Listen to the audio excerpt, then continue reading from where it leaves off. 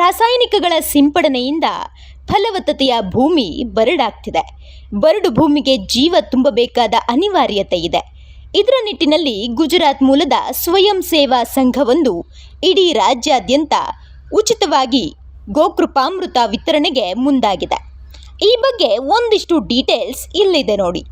1 gram ಮಣ್ಣಿನಲ್ಲಿ 2 ಲಕ್ಷ ಉಪಯುಕ್ತ ಜೀವಿಗಳು. ಗೋಕೃಪಾಮೃತದಲ್ಲಿ 70ಕ್ಕೂ ಹೆಚ್ಚು ಸರಾಸರಿ ಬ್ಯಾಕ್ಟೀರಿಯಾ. ಪ್ರತಿ ಗಿಡದ ಬೇರಿಗೆ ಪೂರಕವಾಗುವ ಶಕ್ತಿ ನೀಡುವ ಅಮೃತ. ದೇಶಿ ಗೋವಿನ ಮಜ್ಜಿಗೆ, ಸಗಣಿ ಮತ್ತು ಗೋಮೂತ್ರದಿಂದ ತಯಾರಿ. ಭೂಮಿಯ ಫಲವತ್ತತೆ ವೃದ್ಧಿಸಲು ಗೋಮೂತ್ರ ಒಂದೇ ಅಂತಿಮ ಪ್ರಯತ್ನ ಎನ್ನುವುದನ್ನು ಈಗಾಗಲೇ ನಿರ್ಧರಿಸಲಾಗಿದೆ. ಇದಕ್ಕಾಗಿ ದೇಶಿ ಸ್ಥಳೀಯ ನಾಟಿ ಹಸುವಿನ ಉತ್ಪನ್ನಗಳ ಅವಶ್ಯಕತೆ ಬಹಳ ಇದೆ. ಈ ನಿಟ್ಟಿನಲ್ಲಿ ಈಗಾಗಲೇ ಗುಜರಾತ್ ಮೂಲದ ಬನ್ಸಿಗಿರ್ ಗೋಶಾಲೆ ಹಲವು ಪ್ರಯತ್ನ ನಡೆಸಿ ಅಂತಿಮವಾಗಿ ಒಂದು ಕಲ್ಚರ್ ತಯಾರಿಸಿದೆ. ಇದನ್ನು ಇಡೀ ದೇಶದಲ್ಲಿ ಹಂಚುವ ಕಾಯಕ್ಕೆ ಕೈ ಹಾಕಿದೆ. ಸರ್, ಇದೊಂದು ಗೋಕೃಪಾಮೃತ ಜಲ ಅಂತ. ಗೋಕೃಪಾಮೃತ ಅನ್ನೋದು ಹೆಸರು ಯಾಕೆ ಗೊತ್ತಂದ್ರೆ ಗೋವಿನ ಕೃಪೆಯಿಂದ ಬಂದಂಥದ್ದು. ಹಸು ಕರು ಹಾಕಿದ ಮೊಟ್ಟ ಮೊದಲ ಸಗಣಿಯನ್ನ ನೆಲಕ್ಕೆ ಬೀಳದೇನೆ ತಗೊಂಡು ಅದನ್ನು ಸಂಶೋಧನೆ ಮಾಡಿ ಗುಜರಾತಿನ ಗೋಪಾಲ್ ಭಾಯ್ ಸುತಾರಿ ಅನ್ನುವಂಥ ಒಬ್ಬರು ಮಹಾನ್ ವ್ಯಕ್ತಿ ಕಂಡುಹಿಡಿದಂಥ ಒಂದು ಬ್ಯಾಕ್ಟೀರಿಯಲ್ ಕಲ್ಚರ್ ಇದೆ. ನಾವಿಷ್ಟು ದೊಡ್ಡವರಾಗಿ ಬೆಳೀಲಿಕ್ಕೆ ಹಲವಾರು ಪ್ರಕಾರದ ಆಹಾರಗಳನ್ನು ಸೇವಿಸ್ತೀವಿ. ಆದರೆ ಎಲ್ಲ ಪ್ರಕಾರದ ಆಹಾರಗಳಲ್ಲಿರುವಂಥ ಶಕ್ತಿ ಒಂದರಲ್ಲೇ ಇರಬೇಕು. ಅದು ಯಾವುದಂದ್ರೆ ತಾಯಿ ಎದೆ ಹಾಲು. ಹಾಗೆ ಇದು ಭೂಮಿಗೆ ತಾಯಿ ಎದೆ ಹಾಲಿದ್ದಂಗೆ. ಎಲ್ಲ ಪ್ರಕಾರದ್ದು ಇದೆ. ರಂಜಕ ಕರಗಿಸುವಂತಿದೆ, ಸಾರಜನಕ ಕರಗಿಸುವಂತಿದೆ, ಸ್ಥಿರೀಕರಿಸುವಂಥದ್ದಿದೆ, ಡೆವಲಪ್ ಮಾಡುವಂಥದ್ದಿದೆ, ಕ್ರಿಮಿನಾಶಕ ಮಾಡುವಂಥದ್ದು ಇದೆ, ಕೀಟನಾಶಕ ಮಾಡುವಂಥದ್ದು ಇದೆ. ಸೊ ಎಲ್ಲ ರೀತಿ ಬ್ಯಾಕ್ಟೀರಿಯಾಗಳಿದೆ. ಭೂಮಿ ಕೊಡೋದ್ರಿಂದ ಭೂಮಿಯಲ್ಲಿ ಮಾಯಿಶ್ಚರ್ ಜಾಸ್ತಿ ಮೇಂಟೈನ್ ಆಗುತ್ತೆ, ಭೂಮಿ ಮೃದು ಆಗುತ್ತೆ, ಎರೆಹುಳುಗಳ ಉತ್ಪಾದನೆ ಜಾಸ್ತಿ ಆಗುತ್ತೆ. ಭೂಮಿಯಲ್ಲಿರುವಂಥ ತ್ಯಾಜ್ಯವನ್ನು ಕರಗಿಸಿ ಅದರಲ್ಲಿರುವಂಥ ಶಕ್ತಿಯನ್ನು ಬೆಳೆಗಳಿಗೆ ಕೊಡೋಕೆ ಒಂದು ಅನುಕೂಲಕರವಾದಂಥ ಒಂದು ಮಾಧ್ಯಮವಾಗಿ ಕೆಲಸ ಮಾಡುವಂಥ ಇದು ಗೋಕೃಪಾಮೃತ ಜಲ. ಇವತ್ತು ಕೂಡ ಚಿಕ್ಕಬಳ್ಳಾಪುರ ಜಿಲ್ಲೆ ಶಿಡ್ಲಘಟ್ಟ ತಾಲೂಕಿಗೆ ಆಗಮಿಸಿದ ಗೋಕೃಪಾಮೃತ ವಿತರಣೆ ತಂಡ ಇಲ್ಲಿನ ರೈತರಿಗೆ 1/2 ಲೀಟರ್ನಷ್ಟು ಅಮೃತ ಉಚಿತವಾಗಿ ವಿತರಿಸಿದ್ದಾರೆ. 1/2 ಲೀಟರ್ ಗೋಕೃಪಾಮೃತ ಪಡೆಯಲು ಪ್ರಗತಿಪರ ರೈತರು ಸಾಲು ಸಾಲು ನಿಂತಿದ್ರು. ಬನ್ಸಿಗಿರ್ ಗೋಶಾಲೆಯ ಗೋಕೃಪಾಮೃತ ಪಡೆದು ತಮ್ಮ ತಮ್ಮ ಭೂಮಿಯನ್ನ ಫಲವತ್ತತೆ ಮಾಡಿಕೊಳ್ಳಲು ತಯಾರಿ ನಡೆಸಿದ್ರು.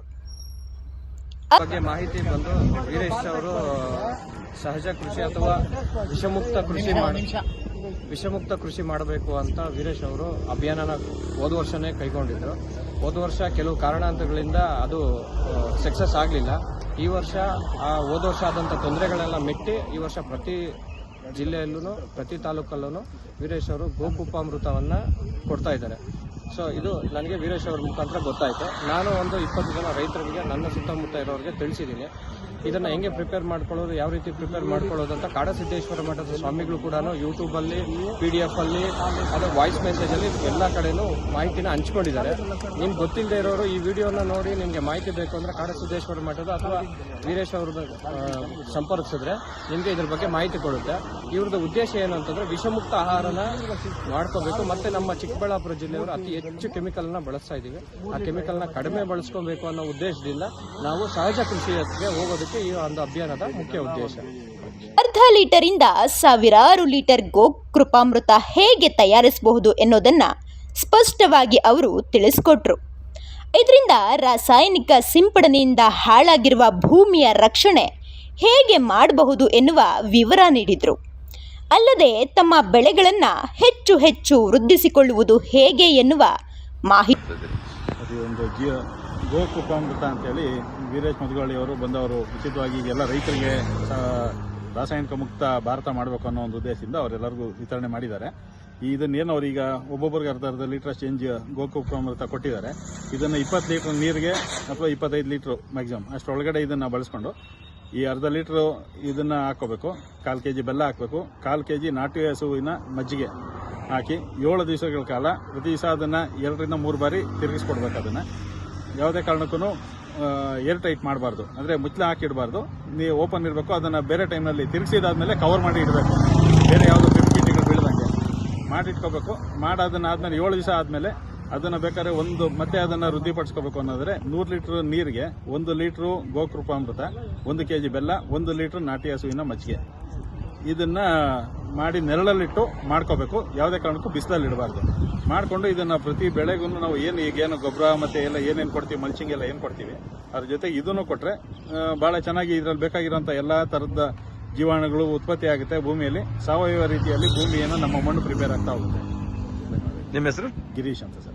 ಒಟ್ಟಾರೆ ರಾಸಾಯನಿಕಗಳ ಸಿಂಪಡಣೆಯಿಂದ ಹಾಳಾಗಿರುವ ಭೂಮಿಗೆ ಸಾವಯವ ಗೊಬ್ಬರ ನೀಡುವುದರ ಜೊತೆಗೆ ಮಣ್ಣಿನ ಫಲವತ್ತತೆ ಕಾಪಾಡಿಕೊಳ್ಳುವ ರೈತರನ್ನು ಉತ್ತೇಜಿಸುತ್ತಿರುವ ಈ ಕಾಯಕ ನಿಜಕ್ಕೂ ಶ್ಲಾಘನೀಯ.